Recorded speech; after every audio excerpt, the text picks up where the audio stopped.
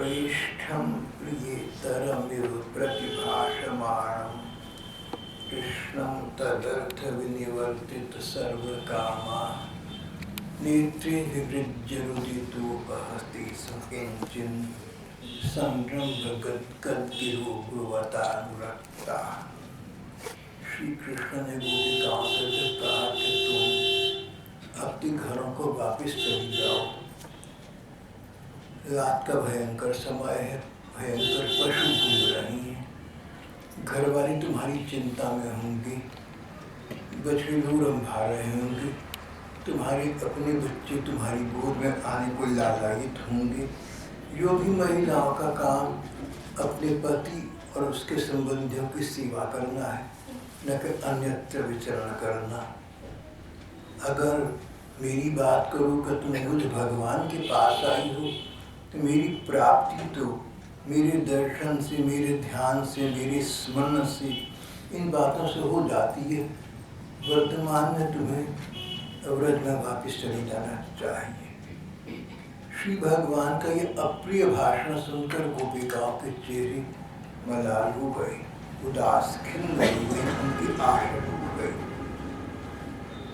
श्री कृष्ण से जिस प्रकार की वाक्य वाणी की उन्होंने आशा की थी वो तो समाप्त हो गई।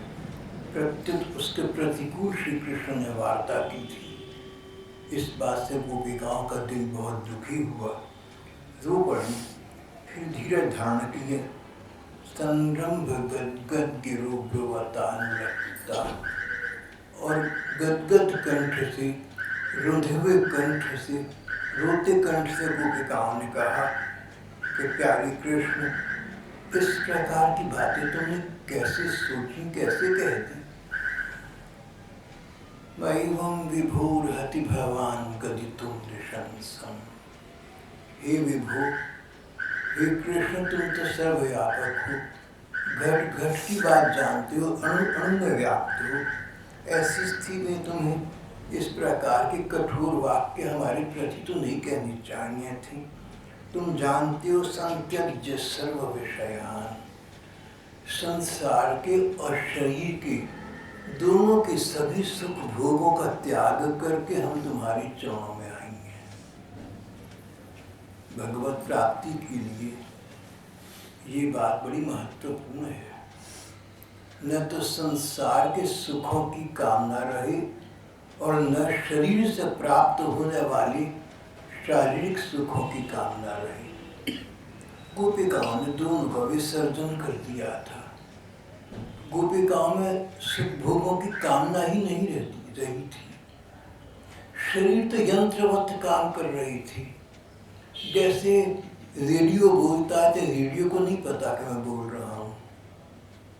जैसे टीवी दृश्य दर्शाता है तो टीवी को नहीं पता कि मैं कुछ दिखा रहा हूँ। गोपिकाओं के अंग तो रेडियो टीवी जैसे हो गए। जो कार्य कर रही हैं उनको पता ही नहीं कि हम क्या कर रही हैं। यंत्रवत, मशीन की भांति कर रही हैं, मैकेनिकल कर रही हैं। संत्यज्य सर्व विषयान, शरीर और संसार के संसर्ग से प्राप्त होने वाले सुखों का तो हमने बिल्कुल परित्याग कर दिया। संत्यज्य सर्व विषयान तव पादमूलम्, तुम्हारे चरणों के क्षण पाने के लिए हमने ऐसा किया। भगवान, हमने तुम्हारे चरणों में स्थान पाने के लिए क्या संसार के, क्या शरीर के सभी सुख भोगों का परित्याग कर दिया, उनका विस्मरण कर दिया, उनको विसार दिया, उनको भूल गई। और उसके मूल रूप अब जब तुम्हारे चरणों में आ गए तो तुम्हें ऐसी बातें हमसे कहना अच्छा नहीं लग रहा। यत्पत्यपत्य सुहृदाम अनुवृत्तिरंग श्रीणाम स्वधर्म इति धर्मविदा त्वयुक्तम अस्तिवमेतदुपदेश पदे त्वयि प्रियष्टु भगवान स्तुतितां किल बंधुरात्मा। श्याम सुंदर, तुमने कहा कि पति पुत्र और ससुराल वालों की सेवा करना तो महिलाओं का कर्तव्य ही, तो अक्षर से बात ठीक है। पर पति पुत्र इत्यादि की सेवा करना इसीलिए है कि उनमें तुम्हारी छाया है, उनमें तुम्हारा तत्व है। आत्मा के रूप में उनके शरीर में तुम ही विद्यमान हो। जब हम किसी से कोई संपर्क करते हैं, जब हम किसी व्यक्ति से कोई संपर्क करते हैं, तो उसके मृतक शरीर से नहीं करते, उसके जीवित शरीर से करते हैं, यानी उसकी आत्मा से करते हैं। आत्मा तुम्हारा अंश है। तुम्हारा अंश बाहर निकल जाने पर, आत्मा निकल जाने पर मृतक शरीर के साथ तो कोई संबंध नहीं रहता, कोई कर्तव्य पालन की बात नहीं करता। तो जब हम पति और अन्य संबंधियों की सेवा करती रहीं तो इसीलिए कि तुम उनमें विद्यमान थे। उनके शरीरों के रूप में हमने तुम्हारी सेवा की है। तुम्हारा ये कहना कि हम पति पुत्र आदि की सेवा करें, यानी कि तुम्हारी सेवा करें, क्योंकि आत्मा के रूप में वो विद्यमान है, तभी तक उनकी सेवा है। भगवान पति परिवार की सेवा करना इसीलिए तो है कि वो जीवित हैं, उनमें तुम्हारा अंश है, उनमें तुम्हारा अंश आत्मा है, जीवात्मा है, और तुम परमात्मा सामने हमारे उपस्थित हो, तुम्हारा ही अंश उनमें है। अगर हम उस अंश की सेवा करती रहें तो तुम अंश की सेवा क्यों न करें, हम तुम्हारी सेवा क्यों न करें जिनका भी सब अंश हैं।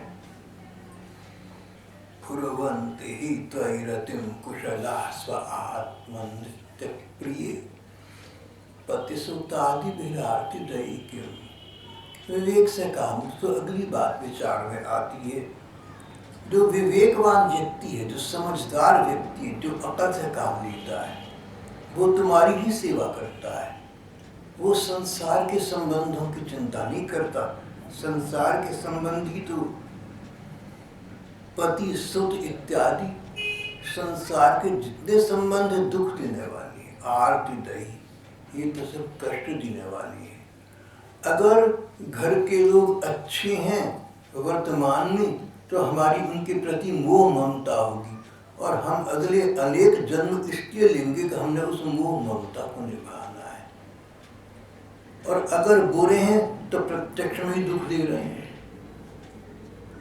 अगर तुम्हारा बेटा अच्छा है तो तुम्हारी उसके प्रति ममता होगी कि देखो कितना अच्छा बेटा है। अब उस बेटे के अच्छेपन को देखने से तुम्हारी उसमें मोह होगा, ममता होगी, इतनी होगी कि तुम दूसरे लोगों के साथ अगर इसकी तुलना हो जाए तो इसको अधिक स्थान दोगे, अन्य लोगों को नहीं दोगे, तुम निष्पक्ष नहीं रह सकोगे, सबके साथ बराबर नहीं रह सकोगे, अपने उन संबंधियों का ही भला चाहोगे पहले, जो तुम्हारी सेवा करते हैं, तुम्हारे साथ स्नेह करते हैं, तुम्हारे साथ उनकी मोह ममता हो गई है, उनकी तुम्हारे साथ मोह बंधन हो गया है। और ये बंधन इसलिए कि अगले जन्मों में फिर ये तुम्हें किसी रूप में मिलेंगे, तो वहाँ पर तुम्हारा इनसे संबंध होगा। जन्म जन्मांतरों तक तुमने अपने को बांध लिया इसलिए कि ये अच्छी थी। तुम इस गहराई को समझो। अगर तुम्हारे घर के तो तुम्हारे साथ अच्छे हैं ना, तो क्यों अच्छे हैं? इसलिए कि तुमने पिछले जन्मों में कोई अच्छे कर्म किए थे। उन पिछले जन्मों में किए गए अच्छे कर्मों का फल सुख है, जो देने के लिए ये तुम्हारे घर के मेंबर बनी है, घर के सदस्य बनी है। स्वतंत्र नहीं दे रहे, अपनी इच्छा से नहीं दे रहे।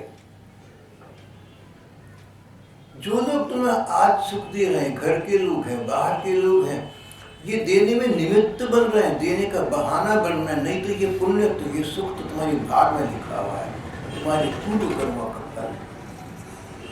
लेकिन तुम ये समझते हो कि ये तुम्हें सुख दे रही हैं, पर प्रभाव ये, परिणाम ये कि तुम्हारा इनके साथ मोह हो गया, ममता का नाता हो गया।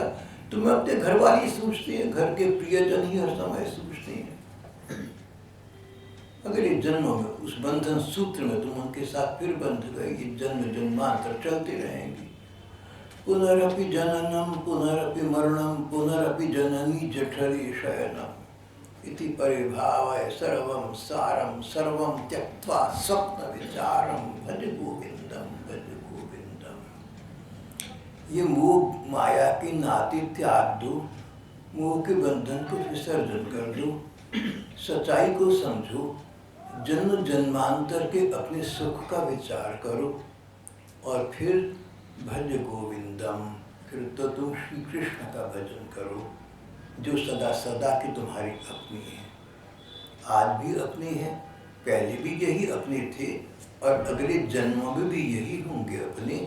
तो जो सदा के लिए अपने हैं, जो त्रिकाल सत्य हैं, भूत में भी थे, वर्तमान में भी हैं, भविष्य में भी होंगे, उन त्रिकाल सत्य परमात्मा का चिंतन करो, उन श्री कृष्ण का भजन करो। अकल की बात तो ये हुई।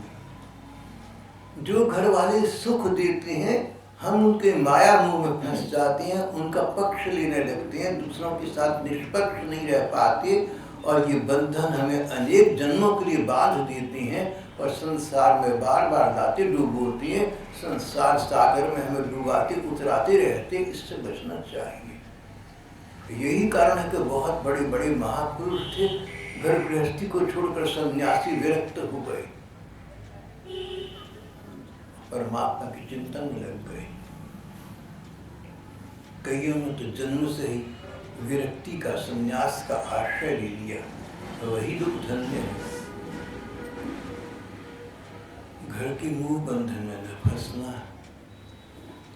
और महाभारत में तो एक चेतावनी भी आती है, एक वाक्य आता है, जिस बेटे को तुम बहुत प्यारा बेटा समझते हो, जिस पति को या पत्नी को तुम बहुत अंतरंग अपना मानते हो, उसके साथ तुम्हारा हित भेद हो जाए, क्लैश ऑफ इंटरेस्ट, तुम्हारा हित भेद हो जाए, तब देखना वो कितना अपना निकला। और नहीं निकलेंगे अपनी तो तुम्हारी तब तक है जब तक तुम उनकी पंक्ति पर चल रहे हो, उनके अनुकूल हो, उनके अनुसार हो। सारे संसार की यही स्थिति है।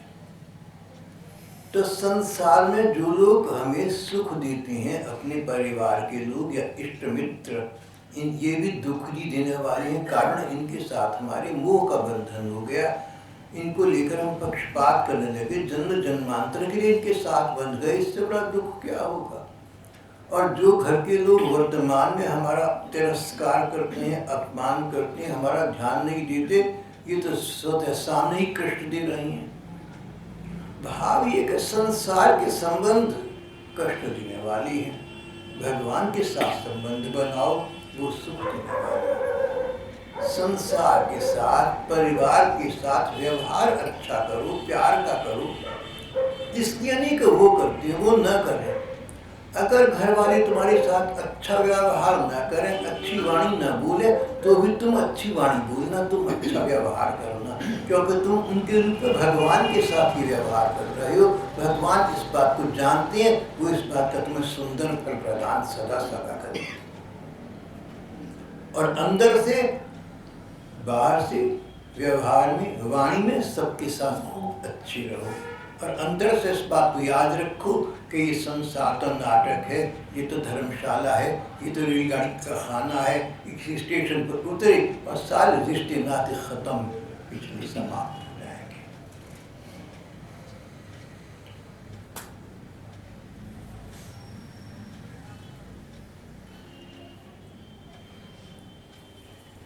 मोह माया में न पड़ो, प्यार करो पर मोह में न पड़ो। प्यार तो करो, मीठी बोली बोलो, अच्छा व्यवहार करो, सेवा करो, सत्कार करो, दूसरे की सहायता करो, उसको कष्ट हो तो सांत्वना प्रदान करो, प्रोत्साहन प्रदान करो, खैर मकदम करो, हौसला अफजाई करो, सब करो, ये सोचकर कि ये भगवान का रूप है, इनमें भगवान का अंश है, इनके अंदर आत्मा है, ये जीवित हैं, आत्मा परमात्मा का अंश है, हम इस रूप में परमात्मा की सेवा कर रहे हैं।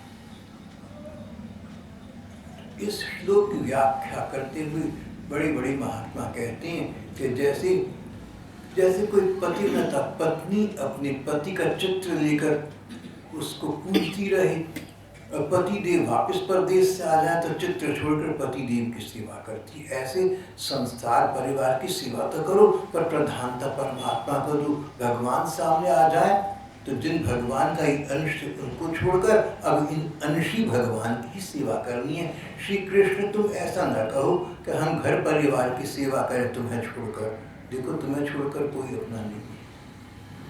तुम जब तक नहीं हो जीवन में तब तक जो है उनको तुम्हारी छाया मानकर, तुम्हारा रूप मानकर, तुम्हारा चित्र मानकर सब करना चाहिए। पर जब तुम जीवन में आ गए तो वो बात तो समाप्त हो गई।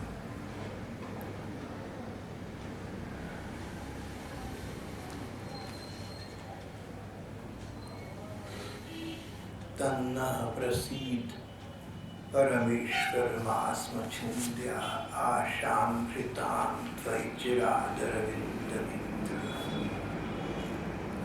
कृष्ण, हमारी बात को तुम समझ रहे हो, तुम अंतर्यामी हो, तुम इस तत्व को जानते हो। तुम जानते हो कि हम बहुत आशाएं लेकर आज तुम्हारे पास आए हैं। हमारी आशा लता का छेदन मत करो, हमें अपने चरणों में स्थान प्रदान कर दो। जीव को सुखी सुख तभी है, सच्चा सुख तभी है जब भगवान के चरणों में स्थायी स्थान प्रदान कर ली। तुम हमें अपने चरणों में स्थायी स्थान प्रदान करो, हमें मोहित मत करो, हमें भ्रम में मत डालो, हमारी परीक्षा मत लो, हमें ऐसी बातें मत कहो जिनमें फंसकर हम संसार में वापस चली जाएं। ऐसा कदापि नहीं होगा। हम सोच समझकर तुम्हारे पास आए हैं, वापस जाने के लिए नहीं आएंगे।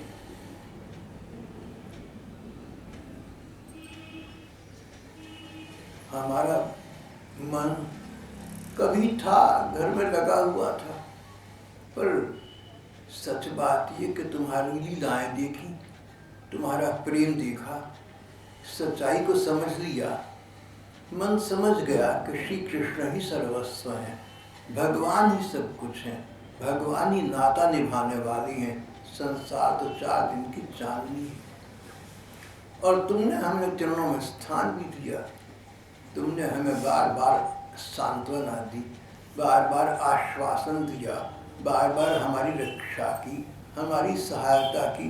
अब तुम तुम्हारी हो चुकी, तुमने हमें अंगीकार कर लिया, तुमने हमें स्वीकार कर लिया। वापस जाने की बात अब मत करो। वापस हम कैसे जाएंगे? हमारे पाँव वापस जाने को तैयार नहीं है। और मान लो हम घरों को चली जाएं तो वहाँ जाकर करेंगे भी क्या? प्राण हमारो यहाँ बसत है, वहाँ तो खाली खोल। अगर हम चली भी गई तो हमारे प्राण तो यहाँ रह जाएंगे, हमारी आत्मा यहाँ रह जाएगी, खाली हमारा शरीर वहाँ जाएगा। एक खोल की भांति, एक खोल की भांति ये ढांचा वहाँ जाएगा, मन वहाँ नहीं जाएगा, आत्मा वहाँ नहीं जाएगी, प्राण वहाँ नहीं जाएंगे।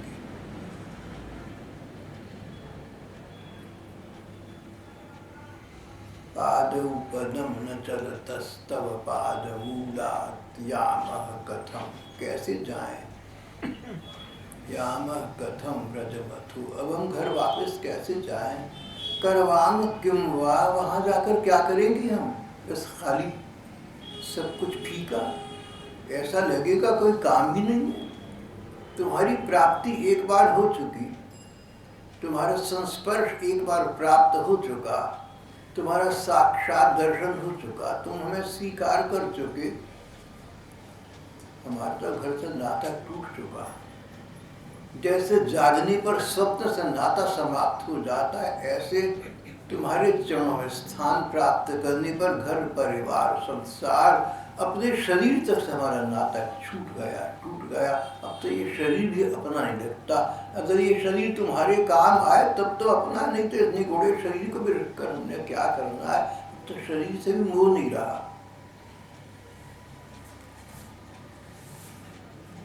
भगवान, अब हमारी तुम्हारे चरणों में एक ही याचना है कि तुम हमें स्वीकार कर लो, हमें अंगीकार कर लो, हमें अपनी सेवा का सुख प्रदान करो, हमें अपनी सेवा का अधिकार प्रदान करो, हमें वो पात्रता दो कि हम सदा सदा तुम्हारी बनकर रहें, हमें ऐसी योग्यता दो जो हम तुम्हारी सेवा कर सकें, हम तुम्हारा अंग संग चाहती हैं, हम तुम्हारा संग सुख चाहती हैं, हम तुम्हारा सेवाधिकार चाहती हैं। हम तुम्हारी मुस्कान से तुम्हारी हो चुकी, हमारे हृदय तुम्हारे हो गए, हमारे मन में, हमारे तन में, हमारे प्राणों में तुमसे अंतरंग मिलन की मानो आग धधक गई है। नोचेद्वयं विरह जात्नुपयुक्त देहा ध्यानेन याम पदयो पदवी सखी। हे सखे, हे परम मित्र श्री कृष्ण, अगर तुम हमें नहीं अपनाती, हमें सेवा का अधिकार प्रदान नहीं करती तो क्या होगा? तुम्हारे विरह की व्यथा की आग में हम अपने इन शरीरों को समाप्त कर देंगे, जलाकर राख कर देंगे और मरते समय तुम्हारा ध्यान करेंगे। तुम जानते हो कि मृत्यु के समय अंत काल में जो मन की स्थिति होती है, अगला जन्म वही मिलता है। अंतमति सुगति। हम तुम्हारी विरह की अग्नि में अपने शरीर को समाप्त कर देंगी, तुम्हारा चिंतन करते हुए संसार से जाएंगी तो तुम्हारी फिर प्राप्ति होगी। ये तो सिद्धांत है, इससे तुम कैसे पलटोगे? भगवान इस बात को जानते थे। गोपिकाएं सत्य कह रही हैं, तत्व कह रही हैं, वास्तविकता कह रही हैं। और वर्षों के पश्चात भगवान ने गोपिकाओं की कही गई बात को अर्जुन के सामने गीता में दोहराया। अंतकाले च मामेव स्मरन् मुक्त्वा कलेवरं यः प्रयाति समद्भावं नास्ति क्लेशस्य संशयः। अंतकाल में जो व्यक्ति मेरा स्मरण करता हुआ संसार से पलायन करता है, प्रयाण करता है, जाता है, वो मुझको ही प्राप्त होता है, इसमें कोई संशय ही नहीं है। जो बात श्री कृष्ण अर्जुन से कभी आगे जाकर कहेंगे, वो बात गोपिकाएं आज कह रही हैं, बहुत पहले। ध्यानीन याम पदयो पदवी सखी थी। जाती जाती तुम्हारा ध्यान करती हुई हम अंत समय में जब तुम्हारा ध्यान करेंगी तो अगले जीवन में तुम्हें प्राप्त करने की हमारा आत्मा, तुम परमात्मा को प्राप्त कर देगा। हम सदा सदा के लिए तुम्हारी हो जाएंगी। श्री कृष्ण, लक्ष्मी जी तुम्हारी हैं। लक्ष्मी जी को तुम्हारे हृदय में स्थान प्राप्त करा है। जिन श्री कृष्ण को, दोबारा कहूंगा, श्री कृष्ण जिन लक्ष्मी जी को तुमने अपने हृदय में स्थान दिया है, तुम्हारी चरण सेवा का अवसर उन्हें बहुत कम मिलता है। उनकी लालसा बनी रहती है कि हम श्री कृष्ण की चरण सेवा कर सकें। लक्ष्मी जी तुम्हारे चरणों की सेवा चाहती है और तुम्हारी चरणों की सेवा के अवसर हमें अनेक बार मिली हैं। अब सदा सदा मिलते रहें, हम तुमसे ये चाहती हैं। जिस दिन हमें ये सौभाग्य मिला, तुमने हमें स्वीकार किया, हमें आनंदित किया, उसी दिन से हम किसी अन्य व्यक्ति के सामने एक क्षण के लिए ठहरने में असमर्थ हो गए हैं। पति पुत्र आदि की क्या बात है। ये श्लोक बता रहा है, ये बात बता रही है कि पहले श्री कृष्ण ने गोपिकाओं को हृदय से लगाया, उनको अंगीकार किया, उनको अपनाया और विगत मार्गशीर्ष में गोपिकाओं ने 30 दिन जगन माता से प्रार्थना की थी श्री कृष्ण को पति रूप में प्राप्त करने की। और तब 30वें दिन मार्गशीर्ष की पूर्णिमा को स्वयं श्री कृष्ण ने गोपिकाओं को अपनाया था। ये प्रसंग पहले आ चुका है। गोपिकाएं कहती हैं, जब तुम्हें मैं स्वीकार कर चुके तो please don't rewind the cassette. अब बात को वापस न ले जाओ, अब तो हम बहुत आगे आ चुके। उस सीमा से, उस हद से हम बहुत दूर जा चुकी हैं जहाँ संसार का कोई अर्थ रह जाता है, उसकी कोई सार्थकता होती है, तो समाप्त हो, उसका तुम विचार भी नहीं कर सकते। हमारी प्यारी सखा, हमारी प्राणवल्लभ, अब तुम हमें इस चरणों में सदा सदा के लिए स्थान दे दो।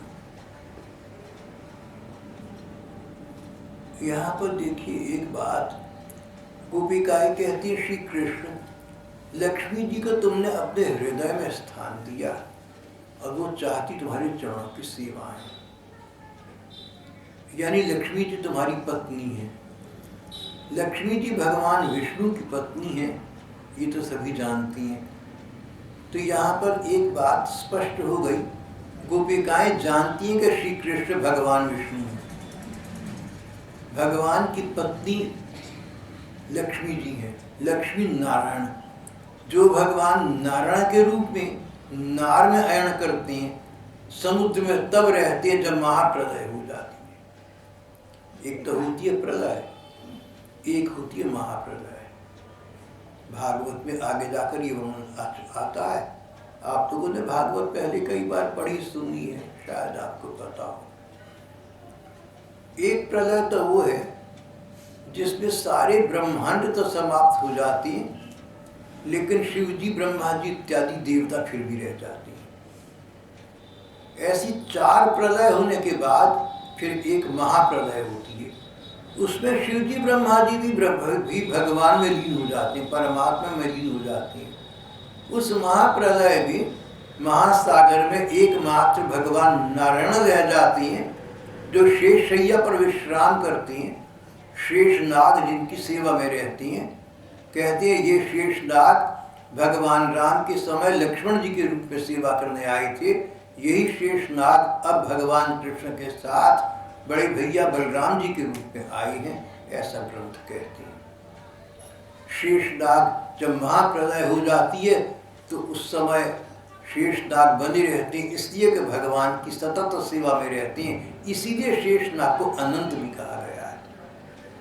अनंत भगवान की सेवा में भगवान, अनंत भगवान की सेवा में आनंद से प्रफुल्लित भगवान नारायण महाप्रलय के समय भी होते हैं, और लक्ष्मी जी उस समय उनके चरण संवाहन करती हैं, उनके पांव दबाती हैं। ऐसे चित्र कदाचित आपने देखे होंगे। जब गोपिकाएं ये कह रही हैं कि लक्ष्मी जी तुम्हारे चरणों की सदा सेवा करती है, तो स्पष्ट हो गया, वो जानती हैं कि ये श्री कृष्ण वो भगवान नारायण हैं जो महाप्रलय होने पर भी संसार में रहते हैं। संसार समाप्त हो जाए तो महासागर में रहते हैं। शेषनाग की शैया इनके लिए है। लक्ष्मी जी इनके चरणों की सेवा करती हैं। गोपिकाएं जानती हैं कि कृष्ण परमात्मा है। सुखदेव जी ने ये कहा था कथा सुनाते समय कि अगर गोपिकाएं न जानते, सपोज मानो कि गोपिकाएं कृष्ण को परमात्मा नहीं जानती, तो भी सत्य वस्तु भाव की अपेक्षा नहीं रखती। जो चीज है वो वही रहेगी, चाहे दूसरा जाने या न जाने। अंधा सूरज को देखे, अंधेरे के सूरज को है। कोई माने या न माने कि पानी में भिगोने की शक्ति, हाथ डालेगा पानी में तो हाथ तो भीगेगा ही। ये बात पहले कई बार हो चुकी है। इसलिए गोपिकाओं का श्री कृष्ण के साथ प्रेम परमात्मा के साथ प्रेम था, परम पुरुष के साथ प्रेम था, पर पुरुष के साथ प्रेम नहीं था। श्री कृष्ण ने कहा था पति को छोड़कर पर पुरुष की सेवा करना पाप है। गोपिकाएं कह रही हैं पर पुरुष की नहीं, हम तो परम पुरुष तुम्हारी सेवा कर रहे हैं।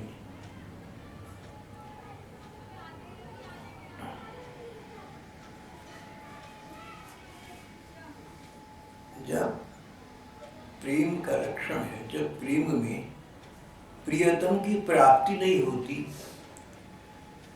तो प्रेम करने वाला व्यक्ति या प्रेमिका में दास्य भाव जाग जाता है।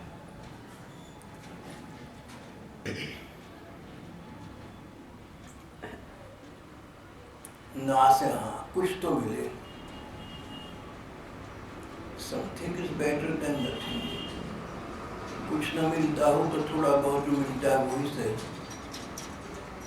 गोपिकाओं की, प्रेमियों की यही स्थिति है। अगर प्रियतम पूरे पूरे नहीं मिलते, अगर प्रियतम सर्वस्व के रूप में नहीं मिलते, अगर प्रियतम अपने साथ नहीं रखना चाहती, तो अपनी सेवा में ऐसे रख लें कि हम उनकी भृत्य बन जाए, हम उनकी नौकरानी बन जाए, नौकर बन जाए। कम से कम प्रियतम का मुखड़ा तो दिखता रहेगा, संग तो बना रहेगा सेवा के द्वारा।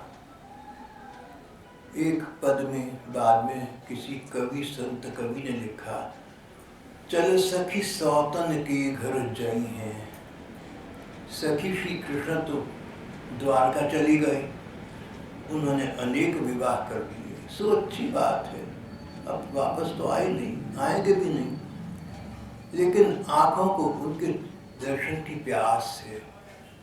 ये निगूढ़ी आंखें उनके बिना जीना नहीं सीख सकती, ये प्राण उनके बिना पलायन करना नहीं सीख सके। तो हम फिर क्या करें? चल सखी सौतन के घर जई हैं। जिन श्री कृष्ण ने जिनके साथ विवाह किए, उन पत्नियों की हम दासी बन जाएंगी, हम उनकी नौकरानी बन जाएंगी। हम तो वृंदावन की गंवार ग्वालिनी हैं। श्री कृष्ण द्वारिका चले गए, बड़े बड़े राजकुमारियों से विवाह किया, बड़ी बड़ी रानी हैं। हम वहाँ जाकर अर्जी देंगे, रानी जी हमें नौकरानी रख लो, आपके बर्तन मांज देंगी, आपके कपड़े धो देंगी, पोछा लगा देंगी, और जो छोटे मोटे काम है सो कर देंगी। इस बहाने हमें भले ही उनकी सेवा करनी पड़े, लेकिन आते जाते श्री कृष्ण के दर्शन तो होंगे। चल सखी सौतन के घर चली जई है, मान घटे तो का घटे जई है, प्रिय के दर्शन चाहिए। हमारा स्वाभिमान समाप्त हो जाएगा, सेल्फ रिस्पेक्ट खत्म हो जाएगा। मान घटे तो का घटे जई है। अगर मान चला गया, हमारा स्वाभिमान समाप्त हो गया, तो चलो क्या हो गया, जीवन तो रहेगा।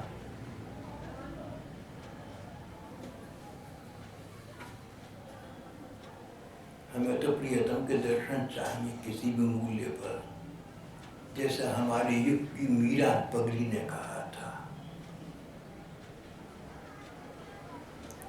मीरा जी ने कहा था कि हमें, मुझे कृष्ण चाहिए, मुझे अपने गिरधर नागर चाहिए, जैसे तैसे मिल जाए, जैसे मिलेंगे वैसे चाहिए। कहो तो कुसुमल साड़ी रंगावा, कहो छिटकावा केस। कहो तो मैं बढ़िया साड़ियाँ पहनकर फैशन करके श्रृंगार करके सज धज कर श्री कृष्ण के साथ जाऊं, और कहो तो अपने राज परिवार को छोड़ दूं, दर दर की भिखारन बन जाऊं, परिंदों के साथ चुग चुग कर चुग्गा करके पीठ भर लूं, भिखारन बन जाऊं, जोगन बन जाऊं, जैसे कृष्ण मिलते हो वैसे करने को मैं तैयार हूँ, मुझे कृष्ण चाहिए। चल सखी सौतन के घर जई हैं, मान घटे तो का घटे जाइए, प्रिय के दर्शन चाहिए। यही बात यहाँ गोपिकाएं कह रही हैं। तो गोपिकाओं का दास्य भाव जाग गया। कृष्ण, अगर तुम रानी नहीं बना सकते तो नौकरानी बना लो। अगर तुम अपना संग सुख प्रदान नहीं करना चाहते, अंग संग नहीं देना चाहते, तो अपनी सेविका, अपनी दासी बना लो।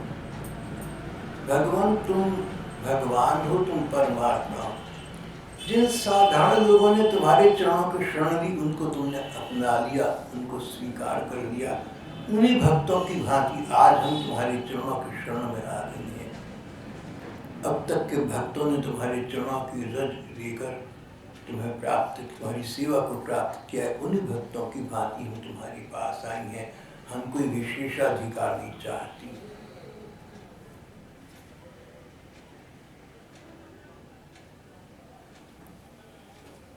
इसी प्रकार बाद में हमारे युग में एक भक्तों ने कहा कि ठाकुर, मुझे तुमसे कोई विशेष अधिकार नहीं चाहिए। प्रियतम प्राणवल्लभ, जैसे अन्य लोग तुम्हारे दर्शन करते हैं, साधारण लोग तुम्हारे दर्शन करते हैं, मैं वैसे करूं तो भी मेरे आत्मा को, मेरे प्राणों को परितृप्ति प्राप्त हो जाएगी और अधिक की तक कामना नहीं रहेगी।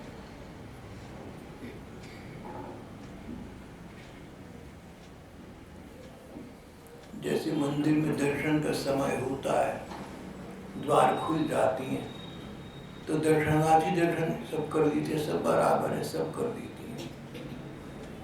इसी प्रकार पट खोलो छबीली ठाकुर, दरस की तो बीला भई।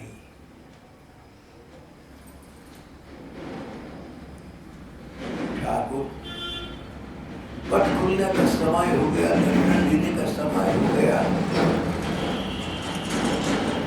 तुम्हारी द्वार खुल जाए तो हम भी अन्य दर्शकों की भांति तुम्हारे दर्शन प्राप्त कर लें। हम तो बड़ी विवशता की स्थिति में तुम्हारे पास आई हैं, लाचारी मजबूरी में आ गई हैं। कोई अधिकार की मांग नहीं कर रहे हैं। अधिकार किस बात का? अगर तुम्हें हमारा विचार नहीं रहा तो किसी के सामने जाकर अब क्या रोना है? अगर तुम्हें हमारा विशेष ध्यान नहीं रहा, किसी से क्या कहना है? पर जैसे साधारण सभी लोग तुम्हारे दर्शन पट खुलने पर करते हैं, द्वार खुलने पर करते हैं, वैसे हम सबके बीच में खड़ी कर दूर से सही तुम्हारे दर्शन प्राप्त करने इतना चाहती है। बस अब हम गोपिकाएं कहती हैं, श्री कृष्ण तुम हम इसी प्रकार से हमें अपनी दासी के रूप में स्वीकार कर लो, हमें अपनी सेवा का अवसर दो। भगवान तुम्हारी मधुर मुस्कान, तुम्हारा रूप सौंदर्य, तुम्हारी दोनों भुजाएं जो शरणागतों को अभय दान देने में अत्यंत उदार हैं, इस प्रकार तुम्हारी ये गुण देखकर हम तुम्हारी दासी हो गए। त्रैलोक्य सौभगमिदं च निरीक्ष रूपम यद्गो द्विजधुमा पुलकान्य विभ्रम। पशु पक्षी तत्व से विमोहित हो जाती हैं, तुम्हारी इंद्रजाल में फंस जाती हैं, फिर हम गोपियों की बात ही क्या है।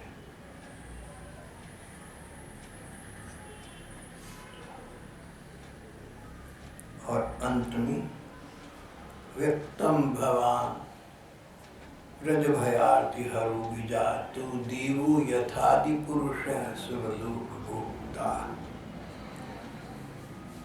भगवान हम ये जानती हैं कि तुम्हारा अवतार हुआ ही व्रजवासियों के दुख हरण के लिए हुआ।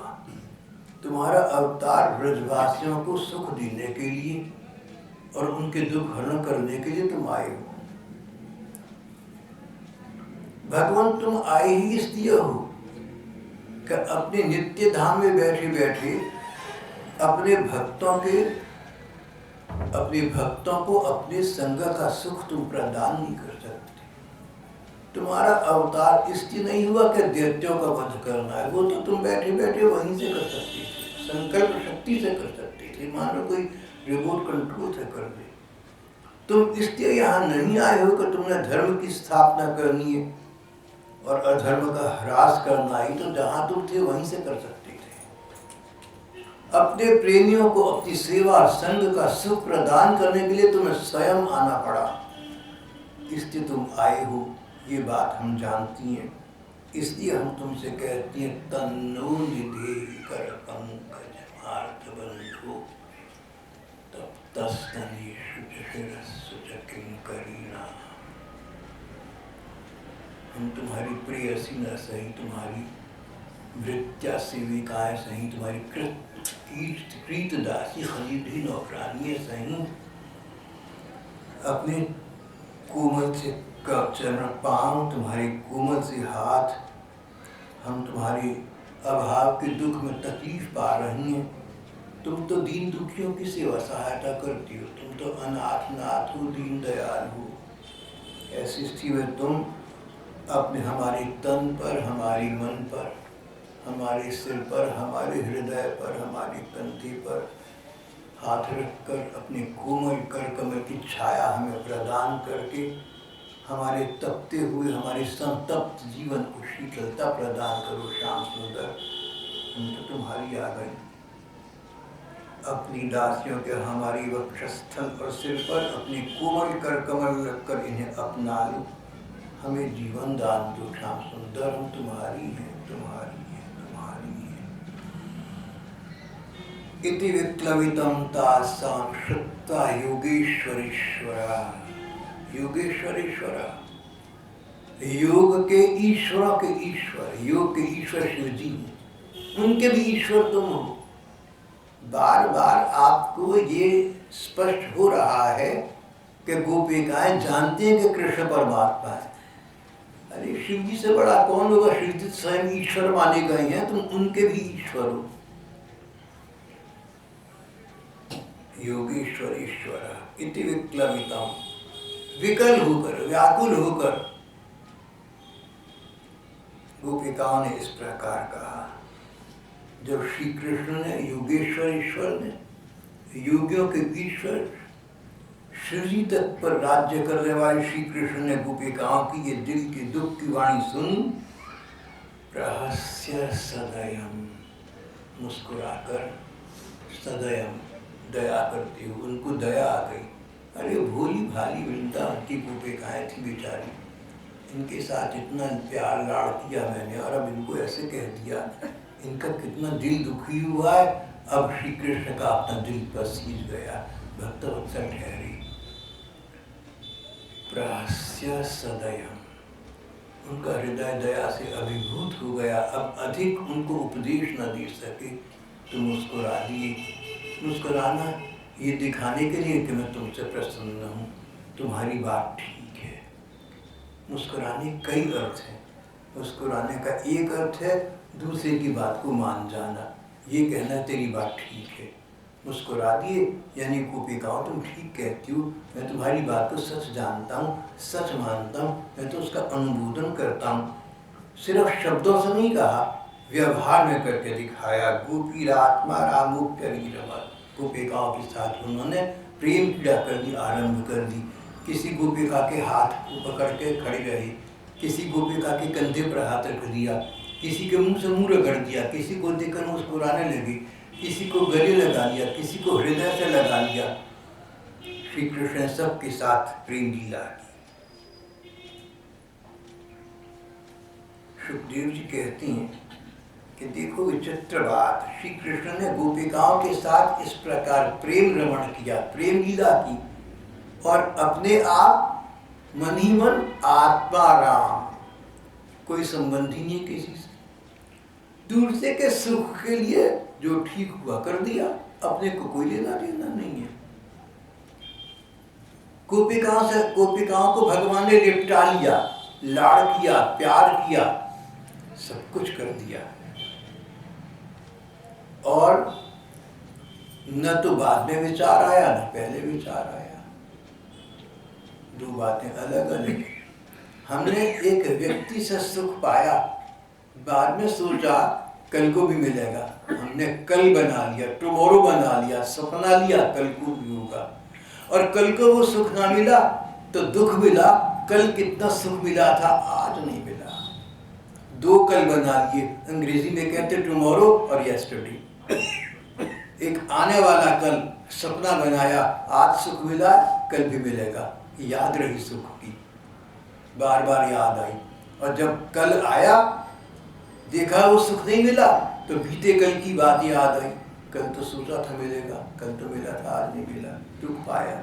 सारा संसार जहाँ प्यार है वहाँ इस दुख का मारा मर रहा है। परमात्मा इससे परे हैं, प्यार करती हैं, खुलकर प्यार करती हैं। गोपिकाओं को हृदय से लिपटा लिया, कुछ भी नहीं, उनको विचार भी नहीं। आत्मा राम, अपनी आत्मा में रमण करने वाली है। जैसे ठंडे से ठंडी रात को गर्माई हासिल करने के अग्नि को कहीं जाना नहीं पड़ता, अपने आप ही गर्म है। इसी प्रकार श्री कृष्ण आत्मा राम है, अपने आप से सुख पाती हैं, सुख स्वरूप है, सुखार्णव है, सुख का सागर है, सुख का वितरण करते हैं, स्वयं सुख स्वरूप है। उन्हें किसी अन्य व्यक्ति या वस्तु की आवश्यकता स्वयं को सुख देने के लिए नहीं है। फिर भी उन्होंने गोपिकाओं के साथ रमण किया, गोपिकाओं के साथ पिकनिक मनाई, यमुना जी के पुलिन पर, यमुना जी के जल प्रवाह में, और वनों में गोपिकाओं के साथ उन्होंने प्रेम लीला की। ये उनकी परमात्मापन का लक्षण है। भक्तों के वत्सल होना, भक्तों के मन की इच्छा को पूरा होना। भगवान कृष्ण ने अपनी भावभंगी और चेष्टाएं गोपियों के अनुकूल कर दी। अपने स्वरूप में ज्यों की त्यों स्थित है, स्वरूप में स्थित रहना। तुम जहां वहीं रहो, जो करना है करो, लेकिन तुम्हारा मन जहाँ है वहाँ रहे, तुम्हारा मन विचलित न हो, वहाँ से च्युत न हो, वहाँ से न हिले। तो वो पुराना उदाहरण आपको देना पड़ेगा। जैसे कि अभिनेता होते हैं, बहुत अभिनय करते हैं, मगर जिस पात्र का अभिनय करते हैं उससे कोई लेना देना नहीं। एक अभिनेता एक नाटक में पति बना और अपनी पत्नी को बहुत प्यार करता है। नाटक समाप्त हुआ तो नाटकीयता भी समाप्त हुई। किसका प्यार और किसकी घृणा, ना कोई शत्रु रहा ना मित्र रहा, सब समान हो गए। संसार में नाटक देखो तो ये स्थिति सामने आ जाती है। ये सारा संसार जिन भगवान का नाटक है, भक्तों के सुख के लिए कुछ भी करने सो अलग बात है, लेकिन अपने स्वरूप में स्थित रहती है। उनको संसार के काम करते देखकर ये न सोचता कि ये भगवान भगवान नहीं रहे, नहीं तो ऐसे काम न करते। भ्रम में न पड़ जाना और प्रयत्न करना कि हम भी भगवान के अनुकूल हो जाए, हम भी भगवान जैसे गुण अपने में लाने का प्रयत्न करें। गोपियों के 100 यूथों के समुदाय के स्वामी भगवान वैजयंती माला कहनी वृंदावन को शोभायमान करते हुए विचरण कर रही थी। गोपियों के प्रेम और सुंदरता के गीत गा रहे थे। गोपियां मस्त थी, मग्न थी। इस प्रकार ये रास रस की लीला चलती रही। भगवान ने गोपिकाओं का बड़ा सम्मान किया। गोपिकाओं के मन में बात आई कि संसार की समस्त महिलाओं में सबसे अधिक सौभाग्य हमारा है कि स्वयं परमात्मा हमें अपना रही है। आगे की लीला का प्रसंग हम अगली बार करेंगे।